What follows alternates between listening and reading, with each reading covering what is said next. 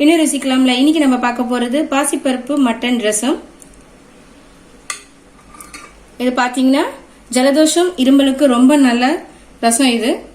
வாங்க இது நம்ம இப்ப எப்படி சமைக்கலாம்னு பார்க்கலாம். பாசிப்பருப்பு நெஞ்செலும்பு சூப், அதுக்கு வந்து ஒரு 200 கிராம் மட்டன், 2 டேபிள் ஸ்பூன் பாசிப்பருப்பு, 2 டேபிள் ஸ்பூன் தோரம் பருப்பு. இது வந்து நான் வேக வச்சு எடுத்து வச்சிருக்கிறேன். ஒரு மிக்ஸி ஜார்ல ஒரு கைப்பிடி அளவு சின்ன வெங்காயம், இது ஒண்ணு பாதியமா அரைச்சு எடுத்துக்கலாம். இந்த மாதிரியா அரைச்சு எடுத்துக்கோங்க.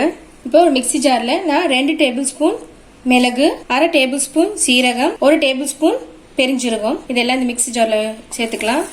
அதோட இஞ்சி பூண்டு ஒரு 2 சேர்த்த மாதிரி நான் ஒரு 50 கிராம் எடுத்துருக்கோம். அது இதோட சேர்த்து நல்லா நைஸா அரைச்சு எடுத்துக்கலாம். ஒரு குக்கர்ல நம்ம வேக வச்சிருக்க பருப்பு, அதோட மட்டன் எலும்பு,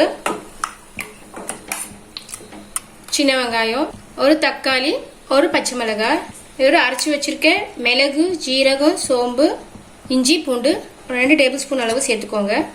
தேவையான அளவு உப்பு, 1/4 டீஸ்பூன் மஞ்சத்தூள், ஒரு 1/2 டேபிள் ஸ்பூன் குழம்பு மிளகாத்தூள், தேவையான அளவு தண்ணி. இதெல்லாம் சேர்த்து ஒரு 5 ல இருந்து 6 விசில் வர வரைக்கும் வேக விடலாம்.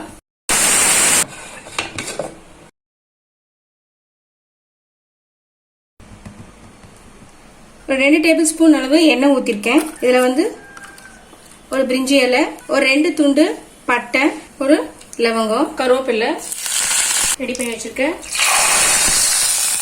பாசிப்பருப்பு நெஞ்செலும்பு ரசம் ரெடி. கடைசியா ஒரு கொத்து கொத்தமல்லி.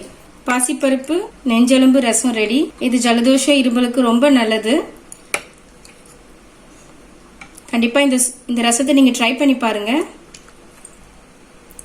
உங்களுக்கு பிடிச்சிருந்தா லைக் பண்ணுங்க, ஷேர் பண்ணுங்க, கமெண்ட் பண்ணுங்க, மறக்காம எங்க சேனலை சப்ஸ்கிரைப் பண்ணுங்க.